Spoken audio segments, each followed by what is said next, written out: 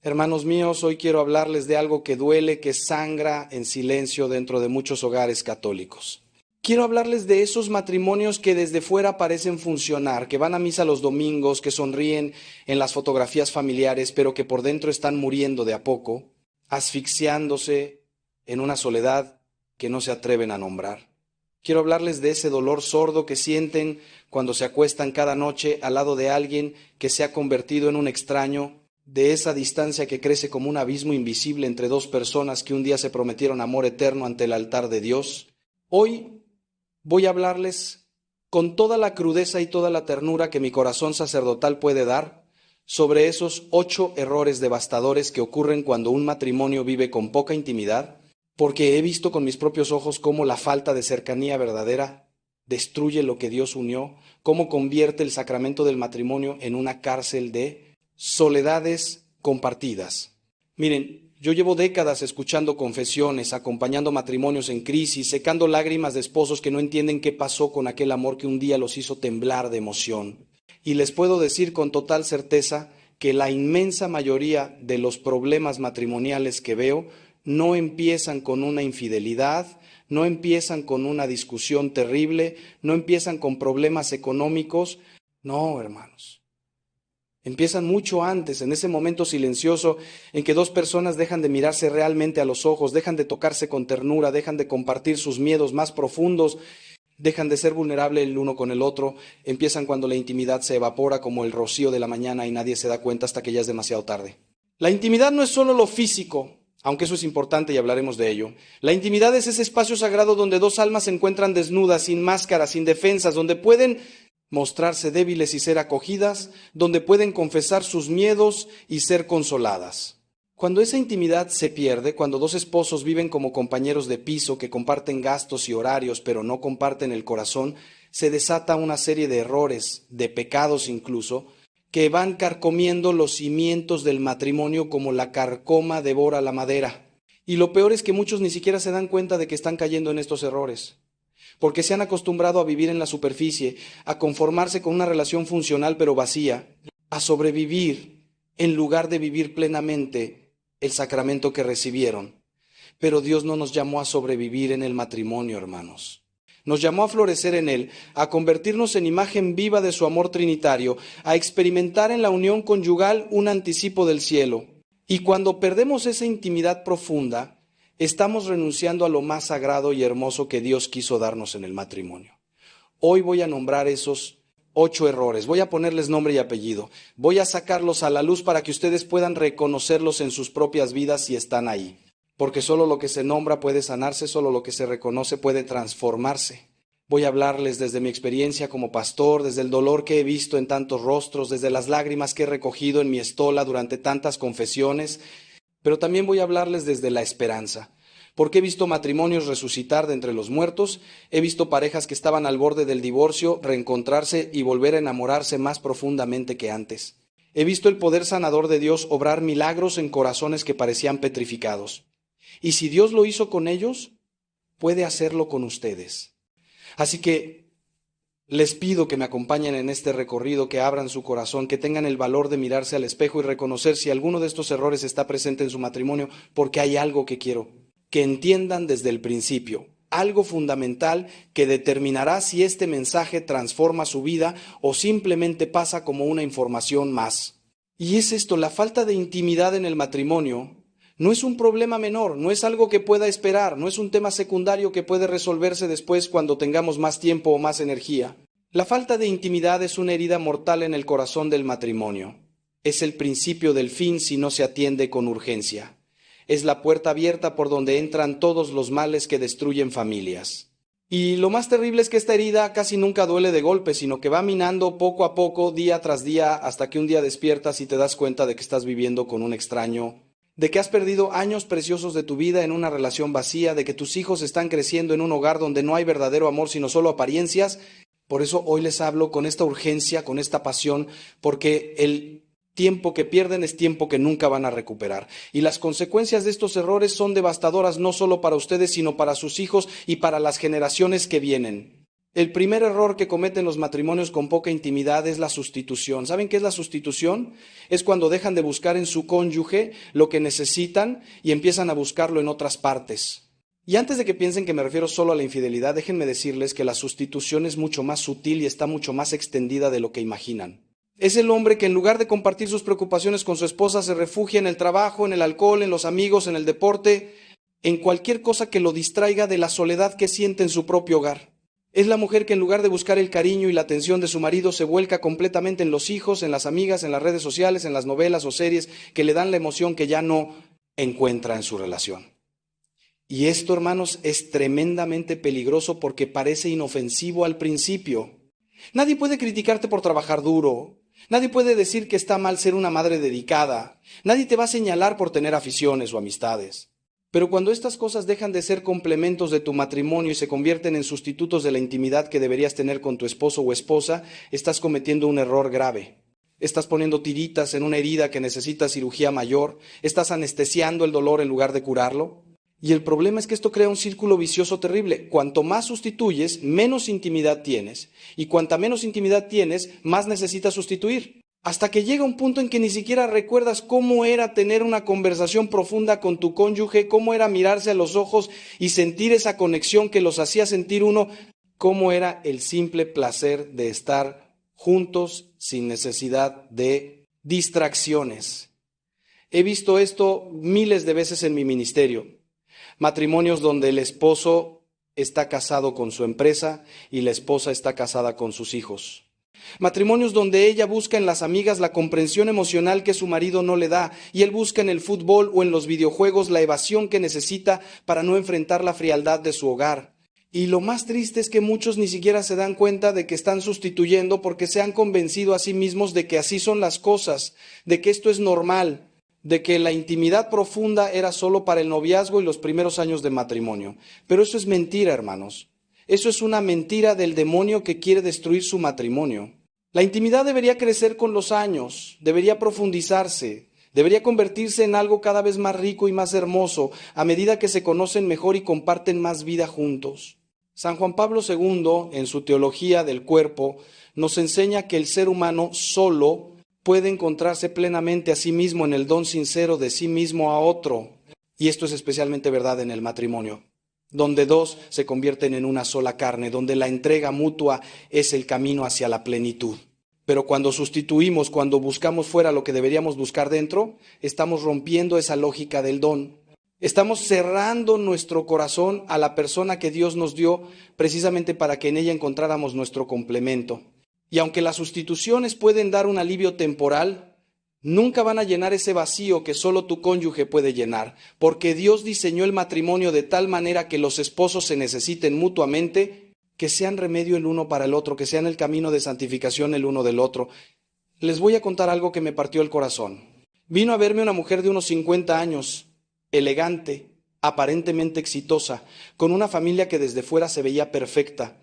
Lloraba desconsoladamente en mi despacho y me decía: Padre, tengo todo lo que se supone que debería querer. Mis hijos son profesionales, mi marido tiene un buen trabajo, vivimos en una casa bonita, vamos a misa todos los domingos, pero me siento tan sola, tan vacía, tan invisible. Hace años que mi marido y yo no tenemos una conversación real. Nos hemos convertido en gerentes de una empresa familiar, coordinamos horarios, pagamos cuentas, asistimos a eventos, pero no nos conocemos. Yo me he refugiado en mis amigas y en mis nietos, y él vive para su trabajo y el golf.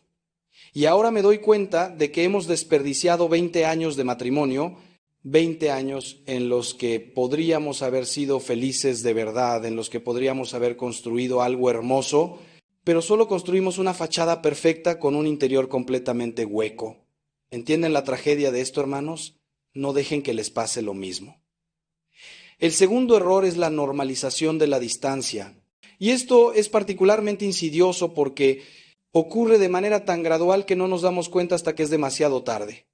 Al principio, cuando empiezan a distanciarse, sienten la incomodidad, sienten que algo no está bien. Pero si no lo atienden, si no lo corrigen, si dejan pasar los días y las semanas y los meses, llega un momento en que la distancia se convierte en lo normal, en lo habitual, en lo que conocen. Y entonces ya ni siquiera les duele porque se han acostumbrado a vivir así. Es como cuando alguien vive al lado de las vías del tren. Al principio no puede dormir con el ruido, pero después de un tiempo ni siquiera lo escucha. Así pasa con la distancia emocional en el matrimonio. Al principio duele, incomoda, preocupa, pero si no se hace nada al respecto, el corazón se acostumbra y deja de doler. Y ahí es cuando realmente están en peligro, porque cuando normalizas la distancia, cuando aceptas como inevitable que tú y tu cónyuge sean como dos islas separadas que coexisten pero no se tocan, has renunciado a lo que Dios quiso para tu matrimonio. Has bajado la bandera blanca, has aceptado la derrota sin pelear, has decidido conformarte con las migajas cuando Dios te ofreció un banquete.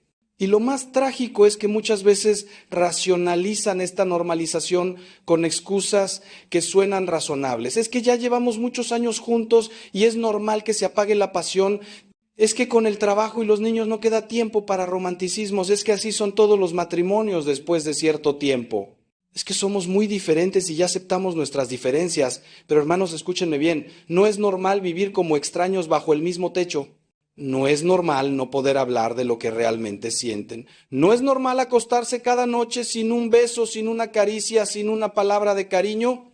No es normal pasar semanas sin tener una conversación que vaya más allá de la logística familiar. No es normal mirarse y no sentir nada. Eso no es normal, eso es la muerte del matrimonio, aunque el certificado de defunción todavía no esté firmado. Y cuando lo normalizan, cuando lo aceptan, están eligiendo vivir en un desierto cuando Dios les está ofreciendo un jardín. Están eligiendo la mediocridad cuando Dios les está llamando a la plenitud. Están eligiendo sobrevivir cuando Dios les está invitando a vivir abundantemente. El Cantar de los Cantares nos muestra la pasión con la que Dios quiso que los esposos se amaran. Ponme como sello sobre tu corazón, como sello sobre tu brazo, porque fuerte es el amor como la muerte. Fuerte como la muerte, hermanos. Así de intenso, así de poderoso, así de total debería ser el amor matrimonial. No tibio, no rutinario, no conformista. Y cuando normalizamos la distancia, estamos traicionando ese diseño divino, estamos contentándonos con una caricatura del matrimonio en lugar de vivir su verdad plena. La distancia nunca debería ser normal en un matrimonio cristiano, nunca debería ser aceptable, nunca. Debería ser vista como inevitable. Cada metro de distancia entre los esposos es un metro que el demonio ha ganado en su batalla por destruir la familia. He conocido matrimonios que llevan 10, 20, 30 años viviendo en esta distancia normalizada. Se tratan con cortesía, con respeto incluso, pero no hay fuego, no hay pasión, no hay verdadera intimidad. Son como dos compañeros de trabajo que comparten oficina, que coordinan proyectos, que dividen responsabilidades, pero que cuando termina el día cada uno se va por su lado sin realmente extrañar al otro. Y cuando les pregunto cómo están, me dicen, bien padre, no nos peleamos, nos llevamos bien, todo tranquilo. Pero esa tranquilidad es la tranquilidad del cementerio, no la paz de Dios. Es la calma de lo que ya murió, no la serenidad de lo que está vivo y floreciendo. Y lo más doloroso es ver cómo esa distancia afecta a los hijos, que crecen pensando que así es el matrimonio, que así es el amor, y luego reproducen ese mismo patrón en sus propias relaciones. Pero ¿saben qué es lo que más me preocupa de todo esto? Que están tan cerca del abismo y ni siquiera lo ven. Porque cuando normalizas la distancia, cuando te acostumbras a vivir sin verdadera intimidad, estás a solo un paso de algo mucho peor. Estás a solo un paso de que alguno de los dos busque esa intimidad fuera del matrimonio. Estás a solo un paso de que llegue alguien que sí los mire a los ojos, que sí los escuche de verdad, que sí les haga sentir vivos otra vez. Y entonces viene la tentación, viene la caída, viene la infidelidad, que destruye todo. Y ahí es cuando vienen a verme llorando, preguntándose cómo pasó, cómo llegaron a ese punto. Y yo tengo que decirles la dura verdad. Llegaron ahí porque normalizaron la distancia durante años, porque se fueron durmiendo poco a poco hasta que el matrimonio entró en coma. La infidelidad casi nunca es el problema, hermanos, es el síntoma de un problema mucho más profundo que venía gestándose hace mucho tiempo. El tercer error es el olvido del lenguaje del cuerpo. Y aquí tengo que hablarles de algo que la cultura moderna ha distorsionado terriblemente, pero que la Iglesia entiende en su belleza y profundidad original. La intimidad física en el matrimonio. Muchos católicos, por una falsa modestia o por una educación incompleta, creen que hablar de la sexualidad matrimonial es algo impropio, algo vergonzoso, algo que no debería mencionarse. Pero hermanos, Dios creó la sexualidad, Dios la bendijo en el matrimonio, Dios la hizo sagrada.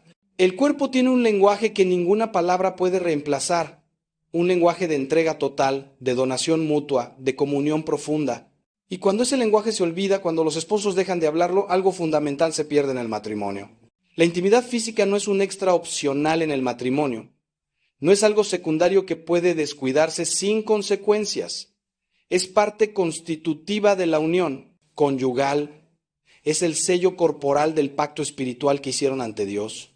Cuando dos esposos se unen físicamente con amor, con ternura, con entrega verdadera, no solo están dando placer al otro, no solo están satisfaciendo un deseo natural, están renovando su pacto matrimonial, están diciéndose sin palabras, te entrego todo de mí, están construyendo un vínculo que trasciende lo meramente físico y toca lo espiritual. Por eso San Pablo dice, el marido debe cumplir su deber conyugal con su mujer y la mujer con su marido.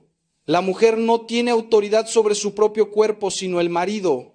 E igualmente el marido no tiene autoridad sobre su propio cuerpo, sino la mujer.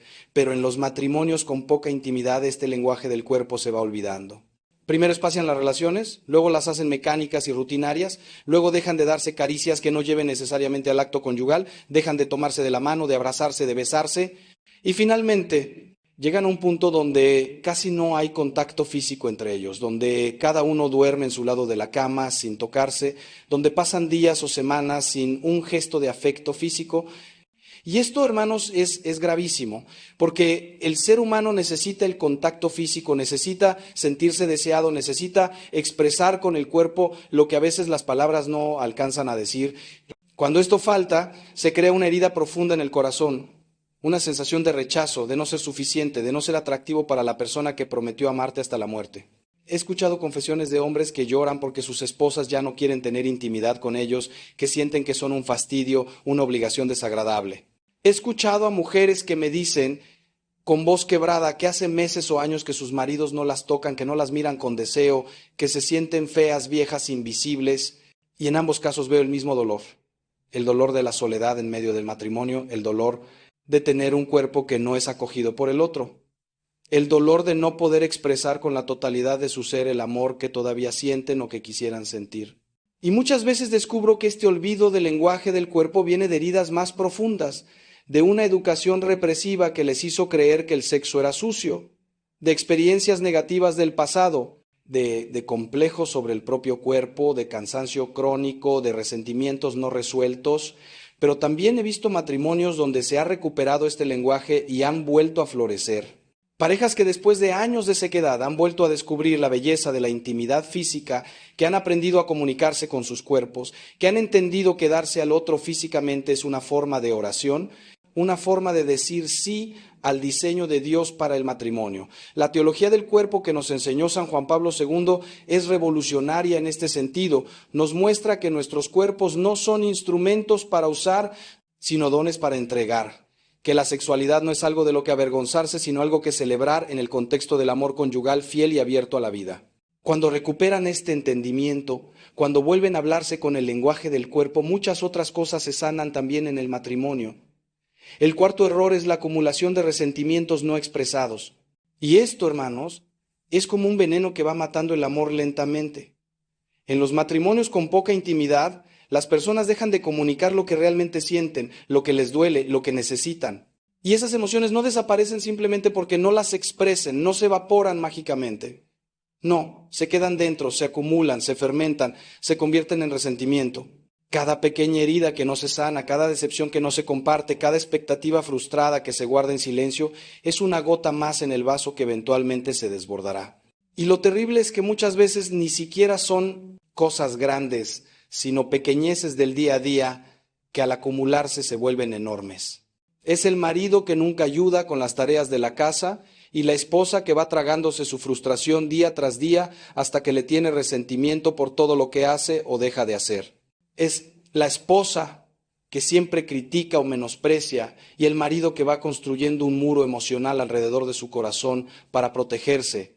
Es uno de los dos que prometió cambiar algo pero nunca lo hace y el otro que deja de creer en las promesas.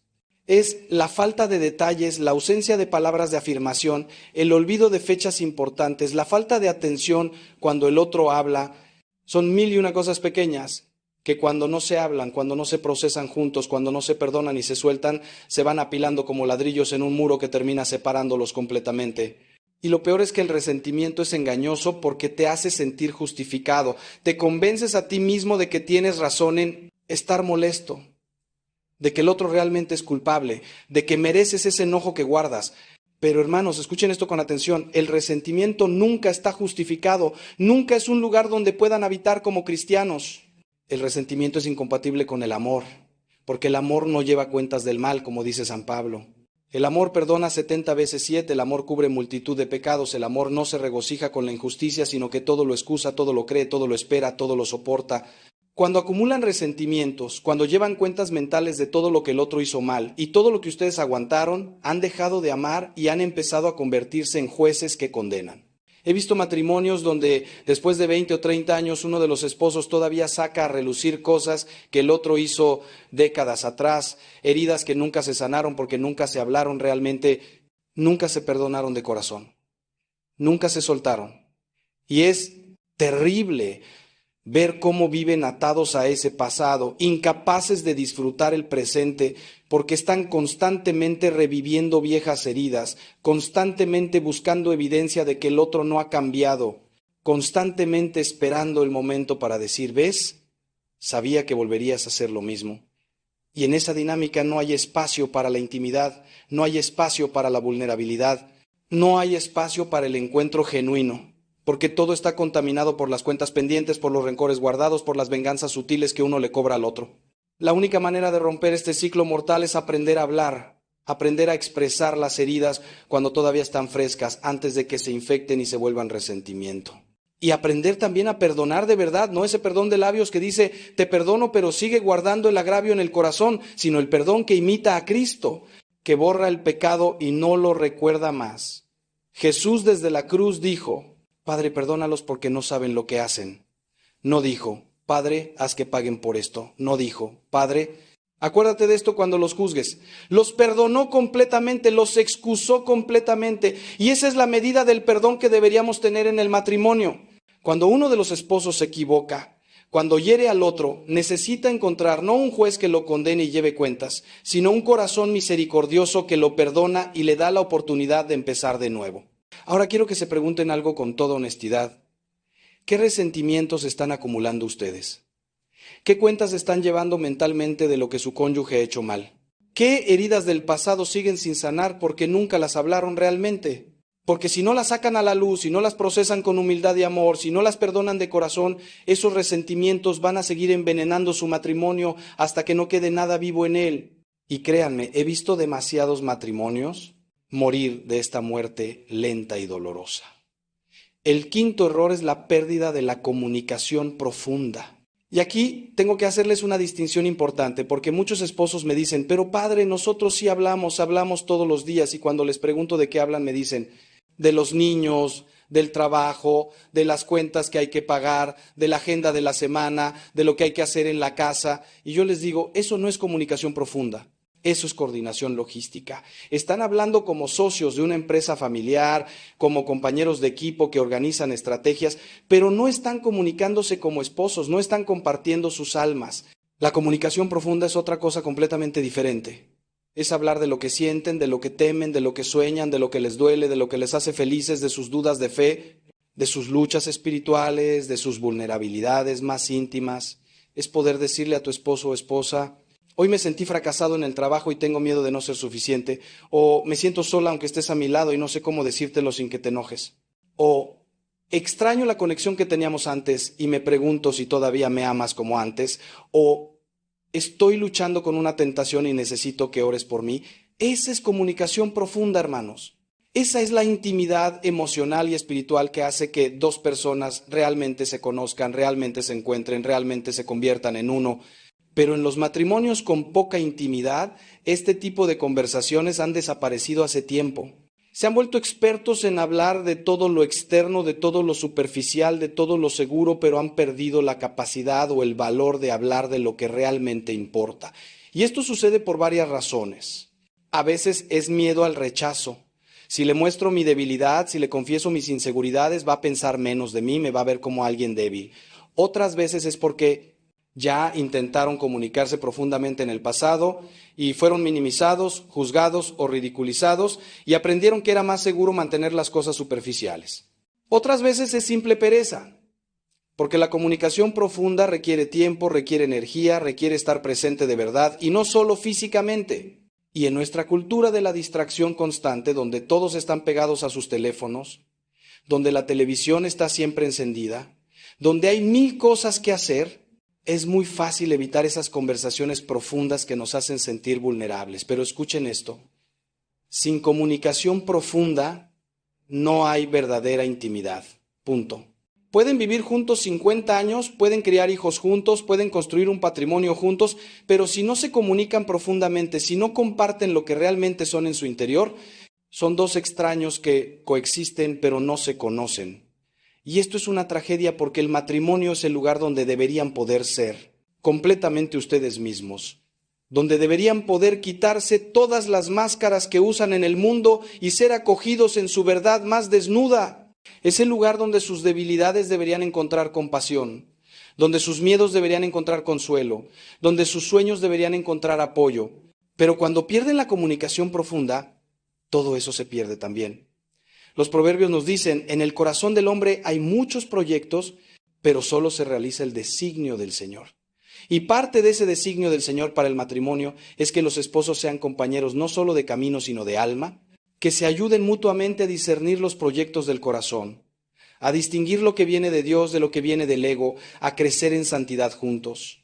Pero esto solo es posible cuando hay comunicación profunda, cuando se abren el corazón mutuamente, cuando tienen el valor de ser vulnerables y la generosidad de acoger la vulnerabilidad del otro. Créanme, he visto matrimonios transformarse completamente cuando aprenden a comunicarse de verdad, cuando recuperan la capacidad de hablar de lo que realmente importa. El sexto error es la idolatría de los hijos. Y sé que esto va a sonar fuerte para muchos, especialmente para las madres, pero necesito decirlo con toda claridad. Cuando los hijos se convierten en el centro absoluto del matrimonio, cuando toda la energía, toda la atención, todo el amor se vuelca en ellos y no queda nada para el cónyuge, están cometiendo un error gravísimo que va a destruir su matrimonio. Los hijos son un don maravilloso de Dios, son fruto del amor matrimonial, son una bendición inmensa, pero no son el centro del matrimonio, no deberían ocupar el lugar que le corresponde a tu esposo o esposa, no deberían consumir toda tu capacidad de amar hasta no dejar nada para quien Dios te dio como compañero de vida. Porque lo que muchos no entienden es que la mejor herencia que pueden dejarles a sus hijos no son cosas materiales, no es la mejor educación, no son oportunidades, es un matrimonio sólido y amoroso donde vean el amor de Dios reflejado. Pero he visto tantísimas mujeres que se entregan completamente a la maternidad y olvidan que también son esposas. Su identidad entera gira alrededor de ser mamá.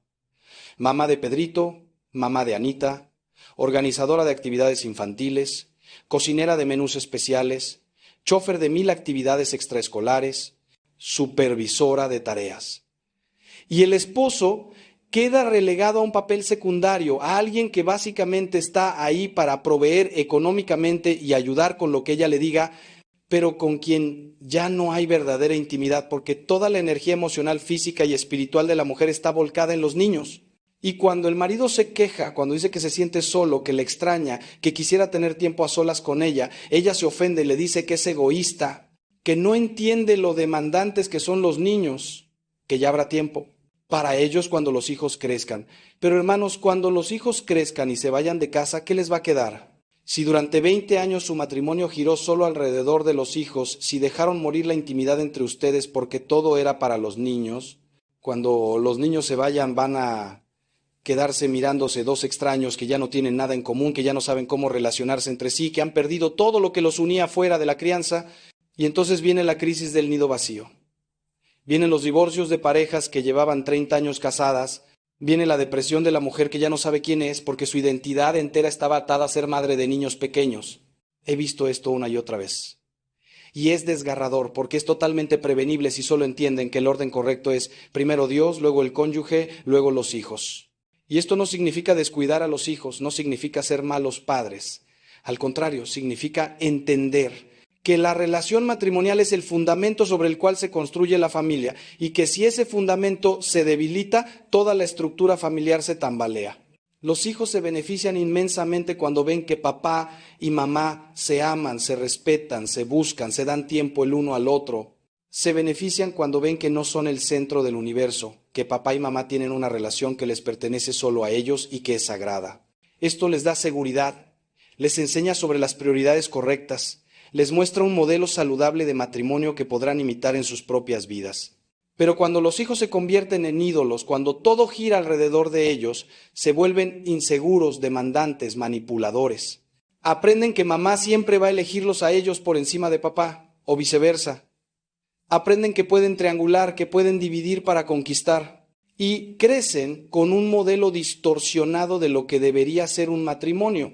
Además, se les hace un flaco favor porque no se les está preparando para la realidad de que un día van a tener que dejar a sus padres y formar sus propias familias. Si toda su vida fueron el centro absoluto de atención, ¿cómo van a aprender a ser esposos que saben dar, que saben hacer morir su egoísmo, que saben poner al otro primero? El séptimo error es la ausencia de proyecto común. Cuando se casaron, tenían sueños compartidos, planes juntos, visiones de cómo sería su vida, pero en los matrimonios con poca intimidad, cada uno va desarrollando sus propios proyectos, sus propios intereses, sus propias metas, y poco a poco dejan de tener algo en común que los una hacia el futuro. Él tiene sus objetivos profesionales, ella tiene sus actividades, cada uno va por su lado y se encuentran solo para coordinar lo básico. Ya no sueñan juntos, ya no planean juntos, ya no tienen una visión compartida de hacia dónde va su matrimonio y su familia. Y esto es mortífero porque el ser humano necesita un propósito, necesita algo por lo cual luchar, necesita una meta que lo inspire. Y cuando esa meta no está compartida con el cónyuge, cuando cada uno está enfocado en sus propias cosas, se pierde ese sentido de ser un equipo, de estar construyendo algo juntos. He conocido matrimonios donde el esposo está completamente absorbido en hacer crecer su negocio y la esposa en sus proyectos de voluntariado, y aunque ambas cosas pueden ser buenas en sí mismas, se han vuelto proyectos paralelos que nunca se encuentran. No hay algo que estén construyendo juntos, no hay una visión compartida que requiera de ambos para hacerse realidad. Y con el tiempo, esto crea una sensación de que son compañeros de casa pero no compañeros de vida, de que coexisten pero no colaboran, de que están en el mismo barco pero remando en direcciones diferentes. Y lo más triste es que muchas veces ni siquiera saben cuáles son los sueños del otro, porque hace tanto que no tienen ese tipo de conversaciones, porque hace tanto que no se sientan a hablar de qué quieres para tu vida, qué sueñas, hacia dónde te sientes llamado. La ausencia de proyecto común también se manifiesta espiritualmente. Muchos matrimonios no tienen una vida espiritual compartida. Van a misa juntos, sí, pero es un acto mecánico. No oran juntos en casa, no leen la escritura juntos, no hablan de su fe, no se ayudan mutuamente en el camino de santidad. Cada uno tiene su relación privada con Dios, pero no hay una búsqueda espiritual compartida, no hay un proyecto de santificación mutua donde se ayuden, se desafíen, se acompañen en el crecimiento, en las virtudes y en la lucha contra los pecados. Y esto es una pérdida enorme porque el matrimonio es precisamente eso, un sacramento que existe para santificarlos mutuamente, para ayudarlos a llegar al cielo juntos. Santa Teresita del Niño Jesús decía que en el matrimonio dos almas que se aman pueden ayudarse mutuamente a alcanzar la perfección, pero esto requiere que compartan ese proyecto de perfección, que tengan la humildad de mostrar sus luchas y la caridad de ayudar al otro en las suyas. Requiere que se digan: quiero que seas santo, quiero que llegues al cielo y voy a hacer todo lo que esté en mi poder para ayudarte. Pero en los matrimonios sin intimidad, cada uno lucha solo, cada uno reza solo, cada uno busca a Dios solo. Y se pierden esa gracia tremenda de caminar juntos hacia la santidad, de ser uno para el otro instrumento de la gracia divina, de experimentar en el matrimonio un anticipo de la comunión de los santos. Les pregunto, ¿qué proyecto común tienen ustedes como matrimonio? ¿Hacia dónde caminan juntos? ¿Qué están construyendo que requiera de ambos? ¿Cómo se ayudan mutuamente a crecer en santidad? Si no tienen respuestas claras para estas preguntas, si se dan cuenta de que cada uno va por su lado, es hora de detenerse y volver a soñar juntos, volver a planear juntos, volver a construir una visión compartida de lo que Dios quiere para su matrimonio. Porque sin eso, Están simplemente dejando que los días pasen hasta que la muerte los separe, pero no están realmente viviendo el matrimonio como Dios lo diseñó. El octavo error es la desconexión espiritual. Y este es quizás el más grave de todos, porque cuando pierden la conexión espiritual con su cónyuge, cuando ya no oran juntos, cuando ya no se ayudan mutuamente a acercarse a Dios, cuando la fe deja de ser algo que comparten profundamente, están cortando el cordón que sostiene todo lo demás. Porque escúchenme bien, el matrimonio no es fundamentalmente una institución social, no es básicamente un contrato legal, no es primordialmente una conveniencia económica. El matrimonio es un sacramento, es un misterio sagrado, donde Dios mismo está presente, donde la gracia de Dios fluye para sostenerlos, sanarlos, fortalecerlos. Pero cuando se desconectan espiritualmente, cuando dejan de invocar esa gracia juntos, cuando cada uno busca a Dios por su cuenta sin incluir al otro, están privándose de la fuerza sobrenatural que necesitan para que su matrimonio no solo sobreviva, sino florezca. He visto matrimonios que rezan cada uno por su lado, que van a misa, pero no comparten después lo que Dios les habló en la liturgia, que tienen sus propias devociones, pero nunca rezan juntos un rosario o una oración de la noche. Y cuando les pregunto por qué, me dan excusas, es que nos da vergüenza, es que no sabemos cómo empezar, es que somos muy diferentes espiritualmente. Pero hermanos, si hay algo de lo que deberían avergonzarse es de no rezar juntos, porque la familia que reza unida permanece unida. Cuando dos esposos se arrodillan juntos ante Dios, cuando juntos presentan sus necesidades, sus agradecimientos, sus hijos, su matrimonio ante el Señor, algo poderoso sucede. ¿Se recuerdan que no están solos en esto? ¿Que hay alguien más grande que está con ellos? ¿Que su matrimonio no depende solo de su esfuerzo humano, sino de la gracia divina? La desconexión espiritual también se ve en que no se ayudan mutuamente en las luchas contra el pecado. Si el esposo está luchando con la pornografía, con la ira, con la avaricia, no se lo dice a su esposa porque le da vergüenza, porque teme ser juzgado. Y la esposa que está luchando con la envidia, con el chisme, con el rencor, tampoco lo comparte con su marido. Y entonces cada uno pelea solo batallas espirituales que podrían ganar juntos, cada uno cae y se levanta en secreto cuando podrían apoyarse mutuamente. Y esto es absurdo, hermanos, porque Dios les dio el uno al otro precisamente para eso, para ser compañeros en el combate espiritual, para fortalecerse mutuamente contra las tentaciones del demonio. Santiago nos dice, confiésense los pecados unos a otros y oren unos por otros para que sean sanados. La oración del justo tiene mucho poder. ¿Cuándo fue la última vez que se confesaron sus luchas espirituales mutuamente? No hablo de ir a confesarse con el sacerdote, que por supuesto deben hacer regularmente. Hablo de esa intimidad espiritual donde pueden decirse, estoy luchando con esto, necesito que ores por mí, necesito que me ayudes a crecer en esta virtud. Porque cuando hay esa transparencia espiritual, cuando no hay secretos en el área más importante de sus vidas, que es su relación con Dios, se crea un vínculo que nada puede romper. Se convierten verdaderamente en uno, no solo en carne, sino en espíritu. Y la desconexión espiritual tiene consecuencias terribles porque cuando no buscan juntos a Dios, cuando no dejan que el Espíritu Santo sea el alma de su matrimonio, están tratando de construir su relación solo con fuerzas humanas. Y las fuerzas humanas no son suficientes, hermanos. No son suficientes para perdonar 70 veces 7, no son suficientes para amar cuando el otro es difícil de amar, no son suficientes para mantener vivo el fuego del amor durante décadas. Solo la gracia de Dios es suficiente para eso. Solo cuando dejan que Cristo sea el centro de su matrimonio, cuando lo invitan a estar presente en cada aspecto de su relación, cuando buscan su voluntad juntos en oración, solo entonces tienen lo que necesitan para que su matrimonio sea todo lo que Dios soñó que fuera. Ahora, después de hablar de estos 8 errores devastadores que ocurren cuando hay poca intimidad en el matrimonio, quiero que reflexionen honestamente sobre su propia situación.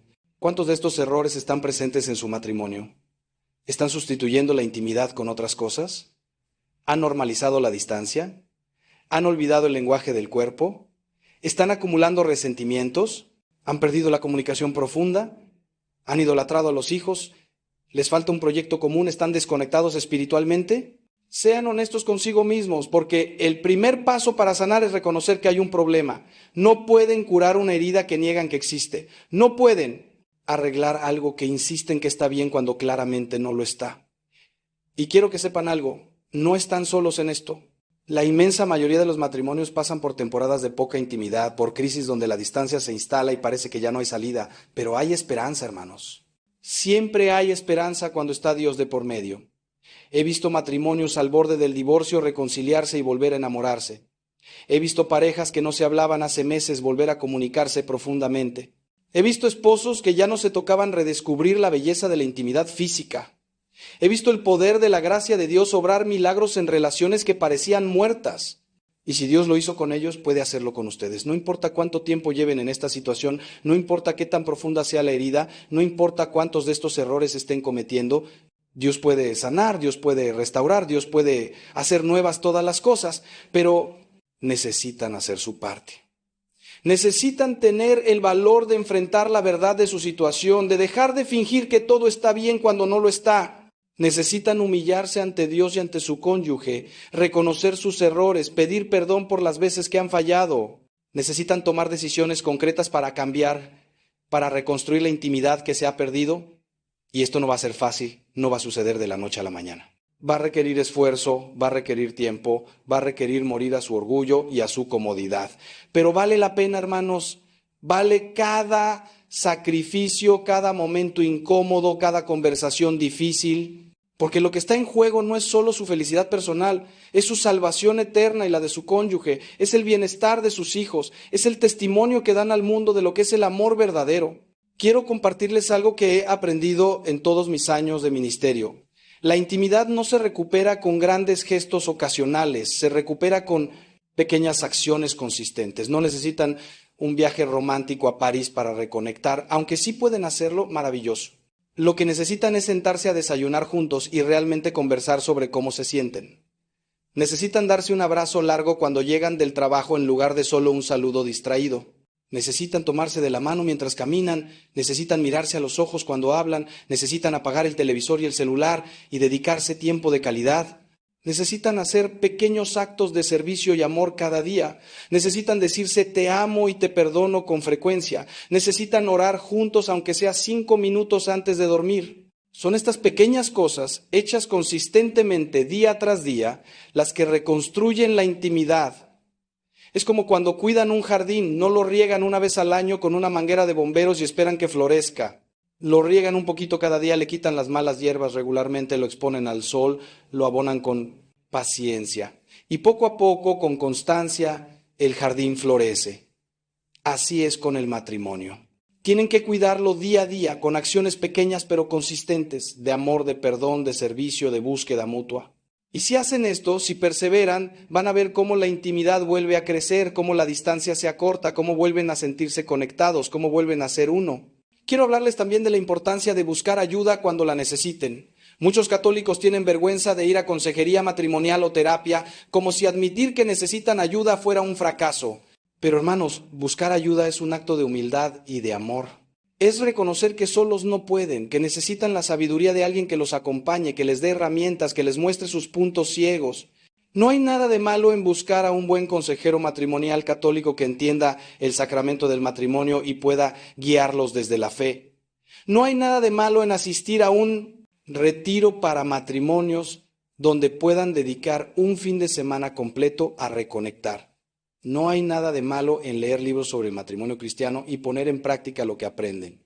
De hecho, los matrimonios más sabios son los que buscan ayuda antes de que sea demasiado tarde, los que no esperan a estar al borde del abismo para actuar. Son como el enfermo que va al médico cuando aparecen los primeros síntomas, no cuando ya está en cuidados intensivos, porque es mucho más fácil sanar una pequeña herida que una infección grave. Es mucho más fácil corregir el rumbo cuando apenas están empezando a desviarse que cuando ya se han alejado kilómetros del camino correcto. Así que si sienten que necesitan ayuda, búsquenla. No dejen que el orgullo o la vergüenza los detengan. Su matrimonio es demasiado importante, es demasiado sagrado como para dejarlo morir por no buscar la ayuda que necesitan. Y quiero decirles algo, especialmente a aquellos que están en una situación muy difícil, que sienten que su matrimonio está más muerto que vivo, que ya no sienten nada por su cónyuge, que incluso han pensado en la separación o el divorcio. Sé que están sufriendo, sé que están cansados, sé que han perdido la esperanza. Pero antes de tomar cualquier decisión drástica, antes de renunciar a su matrimonio, les pido que le den a Dios una oportunidad de obrar. Les pido que se comprometan a intentarlo de verdad durante 6 meses, un año. Que busquen ayuda profesional, que vayan a retiros, que oren como nunca han orado, que hagan todo lo que esté en sus manos para salvar su matrimonio. Porque el sacramento del matrimonio no es solo un contrato que pueden romper cuando las cosas se ponen difíciles, es un pacto sagrado que hicieron ante Dios hasta que la muerte los separe. Y sí sé que hay situaciones de abuso donde la separación puede ser necesaria para proteger la vida o la integridad. No estoy hablando de esos casos extremos, estoy hablando de la gran mayoría de matrimonios que están en crisis, pero que todavía pueden salvarse si ambos están dispuestos a hacer el trabajo necesario. Y he visto suficientes milagros en mi vida para saber que cuando dos personas se comprometen de verdad a salvar su matrimonio, cuando se humillan ante Dios, cuando piden su gracia, cuando buscan ayuda y ponen en práctica lo que aprenden, Dios puede hacer cosas asombrosas. Puede volver a encender amores que parecían extintos, puede sanar heridas que parecían incurables, puede unir lo que parecía irremediablemente separado. Ahora quiero hablarles de la esperanza que tenemos como cristianos, de la gracia que está disponible para ustedes en este mismo momento. Porque todo lo que les he dicho puede sonar abrumador, pueden estar pensando, Padre, es demasiado. No sé si puedo cambiar todo esto. Y tienen razón en sentirse así si piensan que tienen que hacerlo con sus propias fuerzas, pero la hermosa verdad del Evangelio es que no tienen que hacerlo solos, que nunca estuvieron solos. Cristo está con ustedes. El Espíritu Santo habita en ustedes. La gracia de Dios está disponible para ustedes en los sacramentos. Cada vez que van a confesarse, reciben el perdón que necesitan para empezar de nuevo. Cada vez que comulgan, reciben la fuerza de Cristo mismo para amar como Él ama. Cada vez que oran, se conectan con el poder infinito de Dios que puede hacer mucho más de lo que imaginan o piden. El sacramento del matrimonio no es solo un evento que sucedió el día de su boda. Es una gracia permanente que está activa en su vida mientras permanezcan fieles a sus votos. Esa gracia está ahí, esperando que la invoquen, que la pidan, que la dejen obrar en ustedes. Y cuando lo hacen, cuando le dicen a Dios, no puedo hacer esto solo, necesito tu ayuda, entonces experimentan lo que San Pablo experimentó cuando le dijo al Señor, mi gracia te basta, porque mi poder se perfecciona en la debilidad. Su debilidad, su incapacidad de no. Amar perfectamente con fuerzas humanas se convierte en el espacio perfecto para que la gracia de Dios se manifieste con poder. Por eso les digo, no se desanimen por la magnitud de los problemas. No se abrumen por cuánto tienen que cambiar. Den un paso a la vez. Hagan una cosa hoy que mejore su matrimonio. Otra mañana, otra pasado mañana. Vayan avanzando poco a poco, confiando en que Dios está con ustedes en cada paso. Y no se desanimen si hay retrocesos, si vuelven a caer en los viejos patrones, si tienen días malos. La santidad no es la ausencia de caídas, es levantarse cada vez que caen. Es perseverar a pesar de las dificultades. Es mantener la esperanza incluso cuando las circunstancias parecen desesperanzadoras. Porque nuestra esperanza no está puesta en nosotros mismos, sino en Dios, que es fiel y que cumple sus promesas. Quiero terminar con una imagen que espero se quede grabada en sus corazones. Imaginen su matrimonio como un fuego. Cuando se casaron, ese fuego ardía, con fuerza. Las llamas eran altas y brillantes, el calor era intenso, pero con el tiempo, por descuido, por las distracciones de la vida, por no alimentarlo adecuadamente, ese fuego se fue apagando. Primero las llamas se hicieron más pequeñas, luego quedaron solo brasas, y ahora tal vez sienten que solo quedan cenizas frías. Pero hermanos, mientras haya, aunque sea una pequeña brasa, aunque sea un mínimo calor, ese fuego puede revivir. Solo necesitan soplar sobre esa brasa con el aliento del Espíritu Santo, añadir la leña de su esfuerzo y su compromiso, protegerlo del viento de las distracciones y tentaciones. Y poco a poco, con paciencia y constancia, el fuego volverá a arder. Pero tienen que actuar ahora, tienen que decidir hoy que no van a conformarse con cenizas cuando Dios les ofrece fuego. Tienen que decidir hoy que van a luchar por su matrimonio, que van a recuperar la intimidad perdida, que van a dejar de cometer estos errores que los están destruyendo, porque cada día que pasa en la mediocridad es un día perdido, es un día que nunca van a recuperar. Y la vida es demasiado corta, el tiempo es demasiado precioso, el matrimonio es demasiado sagrado como para desperdiciarlo viviendo como extraños. Dios los llamó a algo mucho más grande, mucho más hermoso, mucho más pleno. Y ese llamado sigue vigente, sigue esperando su respuesta, sigue invitándolos a la plenitud. Antes de continuar con el camino de sanación y esperanza, necesito hablarles de algo que muchos prefieren evitar, pero que es absolutamente crucial para su libertad. la necesidad de romper las ataduras espirituales que se forman en las relaciones íntimas. Hermanos, la Biblia nos enseña que cuando dos personas se unen físicamente se convierten en una sola carne. Esto no es solo poesía, es una realidad espiritual profunda. Cada vez que nos entregamos sexualmente a alguien, creamos un vínculo espiritual con esa persona, una conexión que va más allá de lo físico y emocional. Y cuando esa relación termina, especialmente si fue una relación que no estaba bendecida por el sacramento del matrimonio, esas ataduras quedan como cadenas invisibles que nos mantienen ligados al pasado.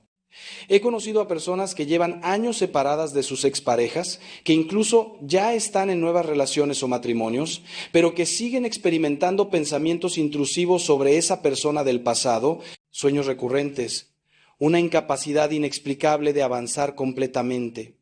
Y cuando profundizamos, descubrimos que nunca rompieron apropiadamente esas ataduras espirituales.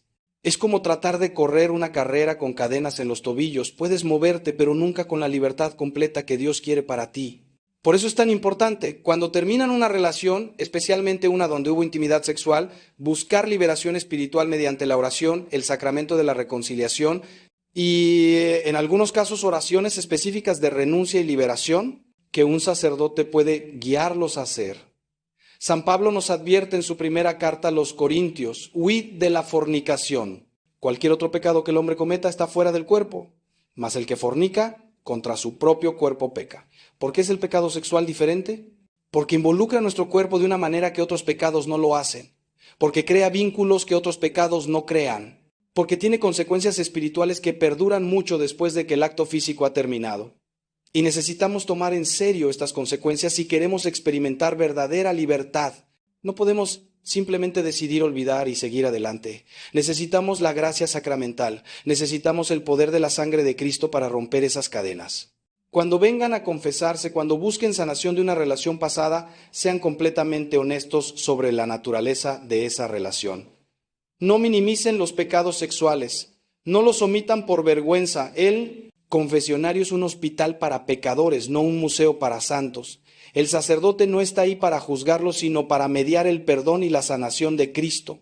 Y parte de esa sanación incluye oraciones específicas para romper ataduras del alma, para renunciar a votos o compromisos que hicieron fuera del contexto apropiado, para limpiar su espíritu de influencias que esa persona pasada pueda haber dejado en ustedes.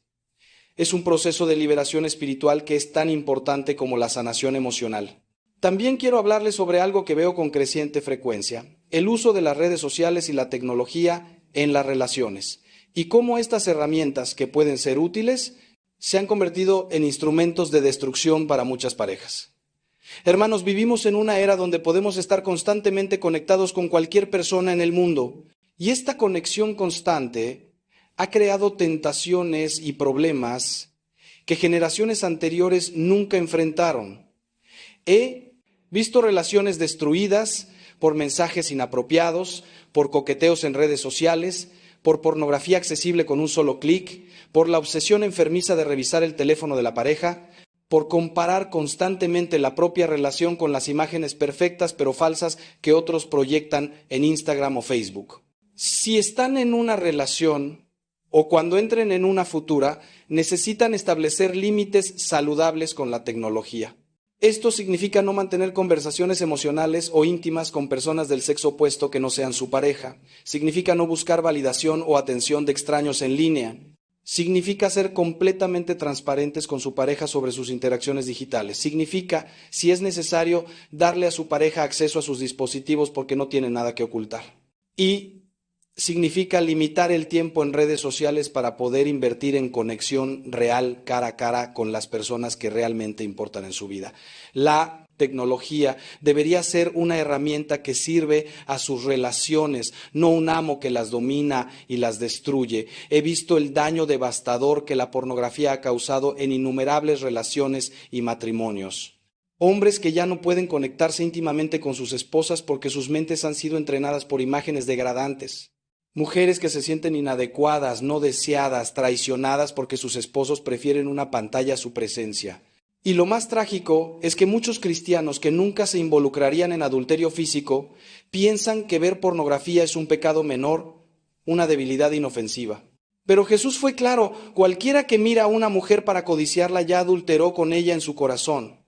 La pornografía es adulterio del corazón, es infidelidad virtual, es traición espiritual. Y destruye relaciones tan efectivamente como la infidelidad física. Si luchan con la pornografía, por favor, busquen ayuda ahora. No esperen hasta estar en una relación o matrimonio. No piensen que van a poder dejarlo cuando conozcan a la persona correcta. Eso es una mentira del enemigo. Las adicciones no desaparecen mágicamente cuando cambian las circunstancias externas. Tienen que ser enfrentadas, combatidas, vencidas con ayuda de Dios y frecuentemente también con ayuda profesional. Hay programas cristianos excelentes para liberación de pornografía, grupos de responsabilidad, consejeros especializados. Usen estos recursos, porque si entran en una relación o matrimonio con esta adicción activa, están destinando esa relación al sufrimiento desde el comienzo. Y la persona que eventualmente amen merece la totalidad de su corazón, no las obras después de que hayan dado lo mejor de sí a imágenes en una pantalla. Ahora quiero dirigirme específicamente a aquellos que están considerando la convivencia antes del matrimonio o que ya están conviviendo.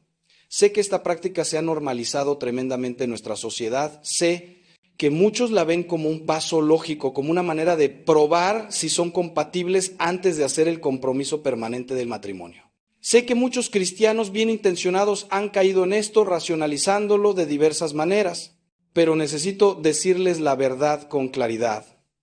La convivencia antes del matrimonio está en contra de la enseñanza de la Iglesia. Está en contra de la voluntad de Dios revelada en su palabra.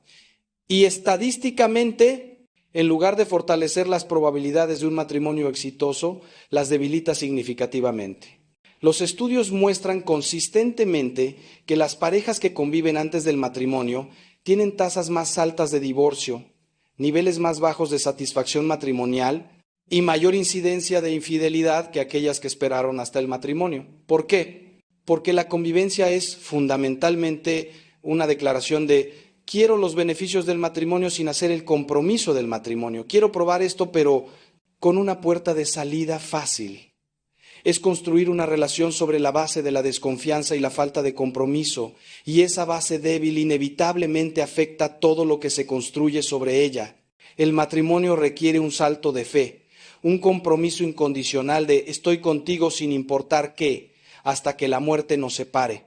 La convivencia dice estoy contigo, mientras esto funcione para mí. Además, hermanos, cuando conviven sin estar casados, están viviendo en un estado de pecado constante. Cada noche que pasan juntos en la misma cama es otra ocasión de pecado. Y vivir deliberadamente en pecado mortal sin arrepentimiento los separa de la gracia de Dios, los hace indignos de recibir la Eucaristía y pone en peligro la salvación de sus almas. Sé que estas palabras suenan duras en una cultura que ha suavizado todo mensaje sobre el pecado sexual, pero las digo porque los amo y porque un pastor que no advierte a sus ovejas sobre el peligro no es un buen pastor, es un mercenario que solo busca complacerlas. Si están conviviendo ahora mismo, les hago un llamado urgente. Sepárense hasta que se casen. Sé que será difícil. Sé que implicará sacrificios logísticos y financieros. Sé que sus amigos pueden no entender, pero su alma vale más que la comodidad o la conveniencia. Y créanme, cuando finalmente se casen y puedan entregarse el uno al otro con la conciencia limpia, sabiendo que están viviendo en gracia, que su unión está bendecida por Dios, que no hay pecado manchando su intimidad, experimentarán una alegría y una libertad que aquellos que tomaron el atajo nunca conocerán. Hagan lo correcto incluso cuando sea difícil, especialmente cuando sea difícil. Permítanme también hablarles sobre el tiempo apropiado para el noviazgo. En nuestra cultura moderna he visto noviazgos que duran 6 meses y terminan en matrimonio, y he visto noviazgos que duran 10 años sin ningún compromiso real. Ambos extremos son problemáticos. Un noviazgo demasiado corto no permite el tiempo necesario para conocer realmente a la persona, para verla en diferentes circunstancias y temporadas de la vida, para discernir apropiadamente si Dios los está llamando al matrimonio juntos. Un noviazgo demasiado largo, por otro lado, frecuentemente se vuelve una relación sin rumbo claro, donde la pareja simplemente está jugando a la casita sin hacer el compromiso real, o donde uno está esperando que el otro esté listo mientras los años preciosos pasan. Mi consejo general basado en décadas de acompañar parejas es que un noviazgo de 1 a 3 años es típicamente apropiado. Suficientemente largo para conocerse profundamente, para pasar por algunas dificultades juntos y ver cómo las manejan, para integrar al otro en sus respectivas familias y círculos sociales, para discernir con oración y consejos sabios si el matrimonio es lo correcto, pero no tan largo que se vuelva estancado o que la tentación sexual se vuelva insoportable. Porque seamos honestos, hermanos, mientras más tiempo estén juntos en un noviazgo, sin el compromiso y la consumación legítima del matrimonio, más difícil se vuelve mantener la pureza. Es como poner un plato delicioso frente a una persona hambrienta y decirle que solo lo mire, pero no lo pruebe día tras día, mes tras mes, año tras año. Es una tentación innecesaria.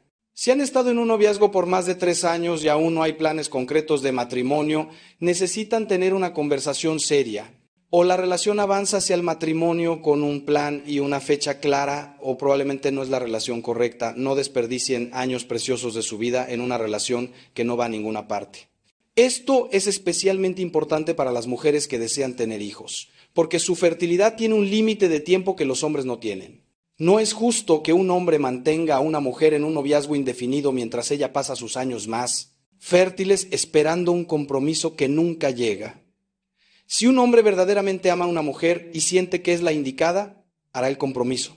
Si no lo hace después de un tiempo razonable, probablemente tiene dudas que nunca ha verbalizado. Y ahora quiero tocar un tema delicado pero importante: las relaciones donde hay una gran diferencia de edad. No estoy diciendo que todas estas relaciones sean inapropiadas. He conocido matrimonios hermosos donde hay 10, 15, incluso 20 años de diferencia y funcionan maravillosamente porque ambas personas están en lugares similares de madurez emocional y espiritual y comparten valores y objetivos de vida. Pero también he visto muchas relaciones donde la diferencia de edad es problemática, especialmente cuando el más joven está aún en formación, aún descubriendo quién es, y el mayor está buscando a alguien que pueda controlar o moldear a su imagen. Sean especialmente cautelosos si son jóvenes, digamos menores de 25 años, y alguien significativamente mayor muestra interés romántico en ustedes. Pregúntense, ¿por qué esta persona no está buscando a alguien de su propia edad y etapa de vida? ¿Por qué alguien de 35 o 40 está interesado en alguien de 20? A veces hay razones legítimas, pero frecuentemente hay banderas rojas. Quizás la persona mayor tiene problemas de madurez emocional y busca a alguien menos experimentado que no note o no cuestione esos problemas. Quizás busca poder y control que no podría tener en una relación con alguien de su edad. Quizás tiene un patrón de relaciones fallidas con personas de su edad y en lugar de trabajar en sus propios problemas, busca a alguien más joven y menos exigente. No estoy tratando de crear paranoia, sino de fomentar discernimiento sabio. Si están en una relación con diferencia de edad significativa, examínenla honestamente. ¿Es una relación de iguales o hay un desequilibrio de poder? ¿Se sienten libres de ser ustedes mismos o sienten que tienen que conformarse a las expectativas del otro? ¿Sus familias y amigos aprueban o expresan preocupaciones? ¿Comparten realmente la misma etapa y objetivos de vida o uno está sacrificando lo que quiere para estar con el otro? Estas son preguntas importantes que merecen respuestas honestas. Y si hay una diferencia muy grande, digamos más de 15 o 20 años, sean aún más cuidadosos en su discernimiento porque las probabilidades de dificultades aumentan significativamente. También necesito hablar sobre las relaciones a distancia, algo cada vez más común en nuestra era globalizada. Hermanos, las relaciones a distancia presentan desafíos únicos. Sin la presencia física regular, sin poder pasar tiempo cara a cara consistentemente, es muy difícil conocer realmente a alguien. Es fácil idealizar a la persona, llenar los vacíos con nuestras propias proyecciones y fantasías en lugar de con la realidad de quién es realmente. Es fácil mantener una fachada a través de videollamadas y mensajes que sería imposible mantener si estuvieran juntos día tras día. Y la falta de contacto físico apropiado puede crear una dinámica poco saludable donde la relación existe mayormente en un plano virtual o intelectual sin la integración completa de todos los aspectos de la persona. Si están en una relación a distancia, mi consejo es este: Primero, asegúrense de que hay un plan concreto y realista para cerrar la distancia en un futuro cercano. Una relación a distancia sin un fin visible no es sostenible a largo plazo. Segundo, visítense con la mayor frecuencia posible y cuando lo hagan, pasen tiempo en contextos reales de la vida, no solo citas románticas. Vean cómo la persona interactúa con su familia, con sus amigos, en su ambiente de trabajo, en su iglesia. Tercero, sean extremadamente intencionales sobre la comunicación profunda. Hablen de sus valores, sus sueños, sus miedos, sus fracasos pasados, sus tentaciones actuales. No se contenten con conversaciones superficiales. Y cuarto, mantengan límites apropiados incluso a distancia. La intimidad emocional inapropiada puede ser tan dañina como la física. Finalmente, antes de cerrar estas reflexiones adicionales, quiero hablarles sobre algo que puede sonar extraño para algunos, pero que es profundamente importante. La importancia de soñar juntos cuando están discerniendo una relación seria. Una de las preguntas más reveladoras que pueden hacerse como pareja es ¿cómo visualizamos nuestro futuro? ¿Qué tipo de vida queremos construir juntos? ¿Cómo es nuestra familia ideal? ¿Dónde queremos vivir? ¿Cómo queremos servir a Dios y a los demás? ¿Qué sacrificios estamos dispuestos a hacer? ¿Cómo manejaremos el dinero? ¿Cómo criaremos a nuestros hijos? ¿Qué papel jugará la fe en nuestra vida diaria como familia? Si descubren que tienen visiones completamente incompatibles del futuro, esa es una señal de advertencia. Importante. Si uno sueña con una vida urbana profesional sin hijos y el otro sueña con una granja y una familia numerosa, van a tener problemas. Si uno está comprometido a participar activamente en la vida de la iglesia y el otro piensa que la religión es solo para los domingos, van a tener conflictos.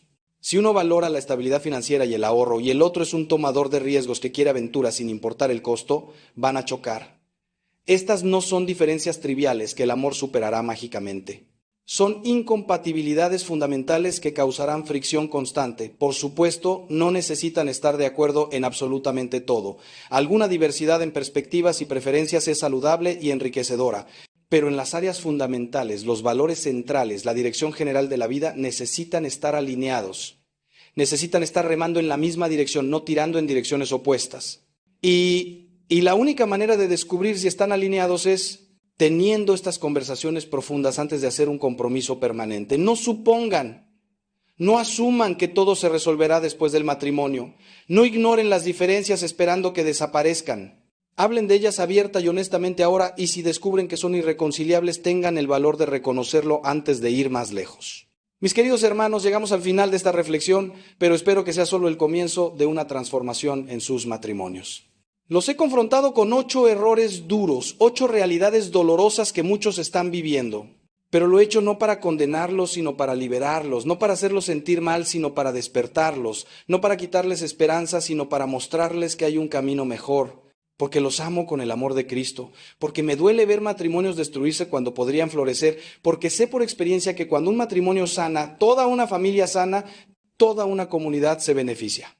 Así que les pido, les ruego, les suplico, no dejen que este mensaje sea solo una información más que escucharon y olvidaron. Permitan que toque su corazón, que mueva su voluntad, que transforme su vida. Hoy mismo, cuando terminen de escuchar esto, busquen a su cónyuge, mírenlo a los ojos y tengan el valor de decirle, necesitamos hablar, necesitamos cambiar, necesitamos recuperar lo que hemos perdido. Será incómodo, será difícil, pero será el primer paso hacia la sanación. Y si su cónyuge no está dispuesto todavía, no importa, empiecen ustedes, empiecen a cambiar, empiecen a amar mejor, empiecen a orar, empiecen a ser el esposo o la esposa que Dios los llamó a ser, porque a veces uno solo que cambie es suficiente para transformar toda la dinámica del matrimonio. Y si este mensaje les ha tocado el corazón, si sienten que Dios les ha hablado a través de estas palabras, los invito a compartirlo con otros matrimonios que conocen y que puedan estar pasando por lo mismo. Porque todos necesitamos recordatorios de lo que realmente importa, todos necesitamos ser desafiados a amar mejor, todos necesitamos escuchar que hay esperanza incluso cuando todo parece perdido. Compartan este video con ese amigo cuyo matrimonio está en problemas, con esa hermana que se está conformando con la mediocridad, con ese familiar que necesita escuchar que puede empezar de nuevo. Y suscríbanse a este canal, activen la campanita para que sigan recibiendo mensajes que fortalezcan su fe, que los desafíen a crecer, que les recuerden las verdades eternas en medio de un mundo que cambia constantemente. Recuerden, su matrimonio no es un accidente, no es solo un contrato social, no es simplemente una conveniencia. Es un sacramento sagrado, es un camino de santidad, es un anticipo del cielo, es el reflejo del amor de Cristo por su iglesia. Y cuando lo viven en plenitud, cuando tienen verdadera intimidad en todos los niveles, cuando evitan estos errores que destruyen y abrazan las virtudes que construyen, su matrimonio se convierte en un testimonio poderoso del amor de Dios, en un faro de esperanza para otros, en un instrumento de gracia que transforma no solo sus vidas, sino las vidas de todos los que los rodean. Que Dios los bendiga abundantemente, que la Virgen María interceda por sus matrimonios, que San José les enseñe a ser esposos fieles y amorosos, y que el Espíritu Santo encienda en sus corazones el fuego del amor verdadero que nunca se apaga. Vayan en paz, vayan con esperanza, vayan con la certeza de que Dios está con ustedes y que con Él todas las cosas son posibles. Los llevo en mi oración, los acompaño con mi bendición sacerdotal y espero que muy pronto puedan testimoniar cómo Dios obró un milagro en su matrimonio. Hasta la próxima, hermanos. Que el amor de Dios reine siempre en sus hogares.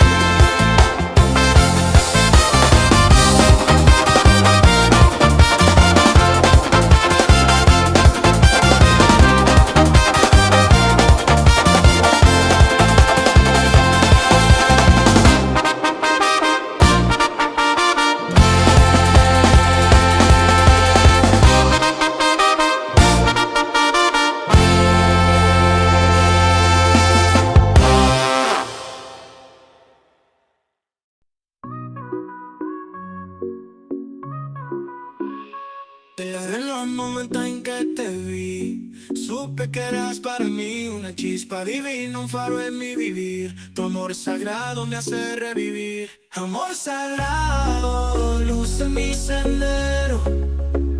Eres mi fe, mi cielo entero. En cada latido, en cada suspiro, encuentro en ti mi destino.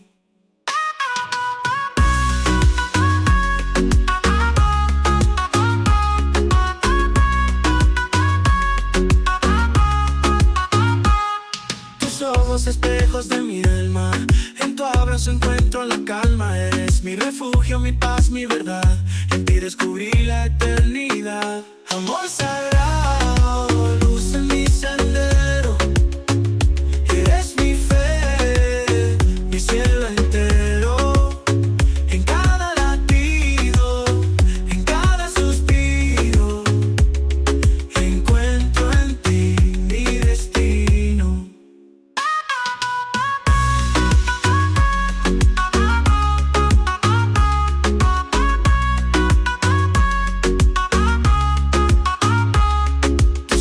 Espejos de mi alma, en tu abrazo encuentro la calma. Eres mi refugio, mi paz, mi verdad. En ti descubrí la eternidad. Amor sagrado,